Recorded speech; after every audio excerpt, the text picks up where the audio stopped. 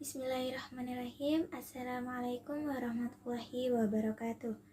Alhamdulillahirrabbilalamin. Wabihi nasta'in ala umuri dunya waddin. Wassalatu wassalamu ala ashrafil anbiya'i wal mursalin wa ala ali sayyidina Muhammadin wa ala alihi washabihi ajma'in. Amma ba'du. Yang saya takdimi dan yang saya muliakan, pengasuh Pondok Pesantren Zainul Hasan Genggong, Kiai Haji Hasan Mutawakil Allah SHMM. Yang terhormat Rektor Universitas Islam Zainul Hasan Genggong, Bapak Dr. Abdul Aziz Wahab BAMAG. Yang terhormat dosen pengampu mata kuliah evaluasi hasil belajar matematika, yakni Ibu Wahyu Lestari MPD, serta kedua orang tua saya yang saya cintai. Saya Aurora Hidayah. Di sini saya akan mempresentasikan materi yang ketiga atau materi bab 3 dari mata kuliah evaluasi hasil belajar matematika, yaitu masalah tes. Oke. Nah, di masalah tes ini terdapat beberapa subbab pembahasan, yaitu ada pengertian tes, lalu juga pengertian tes dari beberapa ahli, jenis-jenis tes, lalu fungsi tes, dan perbedaan tes, pengukuran, dan penilaian, serta cara atau tahapan untuk membuat tes. Oke, kita masuk ke pembahasan yang pertama, yaitu pengertian tes. Nah, di sini tes adalah tes tersebut berasal dari bahasa Latin, yaitu testum. Nah, yang berarti alat untuk mengukur tanah pada zaman Prancis kuno. Jadi alat ini digunakan untuk memeriksa kualitas emas, perak, dan logam lainnya. Jika dalam konteks modern, istilah testing berarti proses melakukan tes, dan untuk tester adalah orang yang mengevaluasi, sedangkan testi adalah orang yang menjalani tes. Untuk menurut P. Sumadi Suryabrata, tes adalah kumpulan soal yang digunakan untuk mendapatkan jawaban dari seseorang. Jadi jawaban ini akan digunakan untuk menarik kesimpulan dan membandingkan hasilnya dengan hasil tes lainnya. Oke, pembahasan yang kedua yaitu pengertian tes dari beberapa ahli. Jadi tes tersebut didefinisikan dengan berbagai pendapat atau berbagai cara. Dari menurut James Cenglosi 1995 menyebutkan bahwa tes adalah pengukuran terencana yang digunakan oleh pendidik untuk membuat siswa menunjukkan hasil yang diharapkan. Lalu menurut F.L. Goodnow dalam Sujono 2008 halaman 67 mengatakan bahwa tes adalah serangkaian tugas yang diberikan pada individu atau peserta didik secara individu atau kelompok untuk membandingkan kemampuan yang dimiliki. Nah, dan di sini menurut Norman dalam Jali dan Mulyono 2008 halaman 7 mendefinisikan tes sebagai prosedur penilaian yang menyeluruh dan sistematis untuk dasar pengambilan keputusan. Dan menurut Ari Kunto 2010 halaman 53 menyatakan bahwa tes adalah alat untuk mengukur sesuatu dalam suasana tertentu dengan metode aturan yang jelas. Dan menurut Sudiono 2011 halaman 67 menekankan bahwa tes dalam pendidikan adalah metode untuk mengukur dan menilai dengan cara mengajukan pertanyaan kepada testi untuk menilai kinerja atau perilakunya. Dan yang terakhir yaitu menurut Ani Anastasi menyebutkan bahwa tes sebagai alat ukur yang digunakan secara luas dengan kriteria objektif. Oke, lanjut ke pembahasan yang ketiga yaitu jenis-jenis tes. Dan di sini jenis-jenis tes ada 4. Yang pertama jenis tes penempatan, tes formatif, tes diagnostik, dan terakhir yaitu tes sumatif. Nah, yang dimaksud tes penempatan Tes ini digunakan untuk menilai kemampuan dasar siswa sebelum memulai proses pembelajaran. Di dalam tes penempatan ini terdapat dua jenis tes penempatan. Yang pertama yaitu readiness test, yaitu tes untuk mengetahui kesiapan siswa dalam mengikuti pembelajaran tertentu. Dan yang kedua yaitu placement pretest. Tes ini dilakukan sebelum siswa ditempatkan dalam kelompok belajar berdasarkan kemampuannya. Lanjut ke tes formatif yang kedua. Tes formatif. Nah, tes ini dilakukan secara berkala selama proses pembelajaran. Jadi tujuannya adalah untuk mengevaluasi pemahaman siswa dan membantu guru untuk mengidentifikasi materi yang perlu diperbaiki atau diperdalam lagi. Jenis yang ketiga yaitu tes diagnostik. Tes ini digunakan untuk menemukan penyebab kesulitan belajar siswa.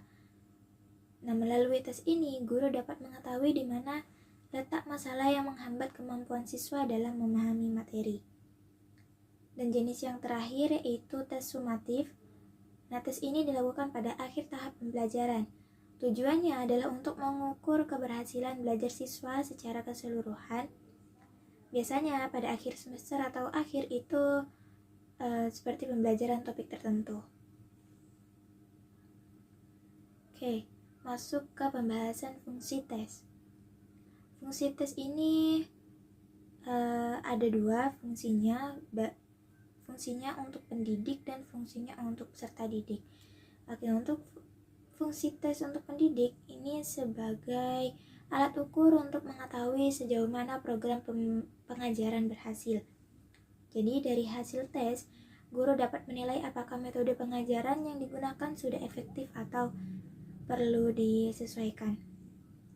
Nah, fungsi tes bagi peserta didik sebagai alat untuk mengukur peningkatan capaian belajar siswa setelah menyelesaikan kegiatan belajar mengajar atau KBM. Dengan tes, siswa bisa melihat perkembangan pemahaman dan keterampilan yang telah mereka capai. Di sini terdapat perbedaan antara tes, pengukuran, dan penilaian. Untuk tes sendiri, itu digunakan untuk menggali informasi mengenai kemampuan atau pemahaman siswa. Jadi tes ini biasanya berupa pertanyaan atau tugas yang harus diselesaikan oleh siswa. Dan untuk pengukuran, biasanya ini hanya memberikan angka atau nilai nominal berdasarkan hasil tesnya. Nah, proses ini melibatkan penggunaan skala atau angka tertentu untuk menunjukkan hasil kinerja siswa. Dan untuk penilaian itu langkah selanjutnya setelah pengukuran, yaitu mengambil keputusan berdasarkan hasil pengukuran. Dan penilaian di sini bertujuan untuk memberikan nilai akhir dan menentukan sejauh mana siswa telah mencapai tujuan pembelajarannya.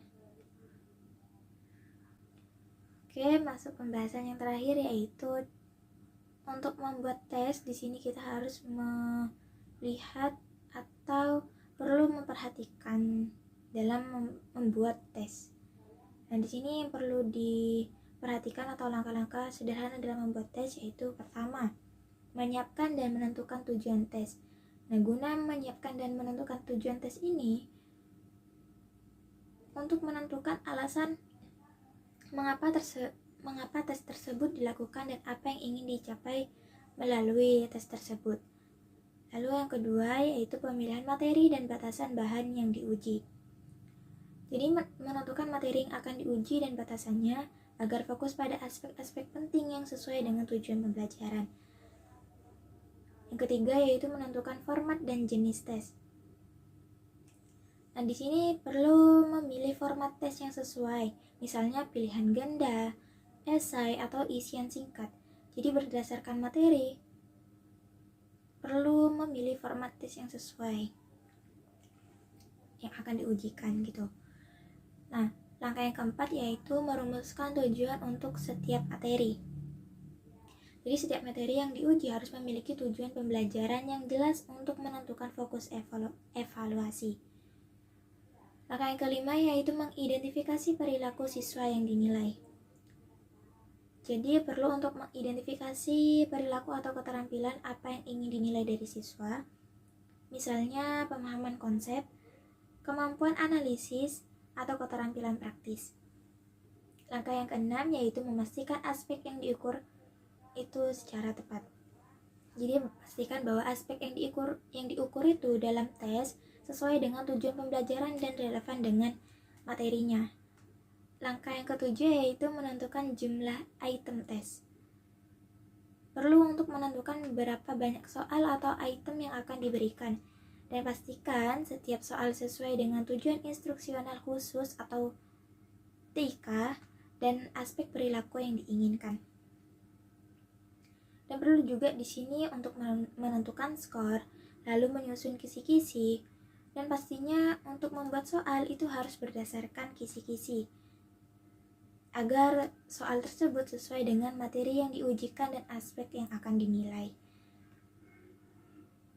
Oke, di sini kesimpulan dari materi bab 3 ini yaitu tentang masalah tes.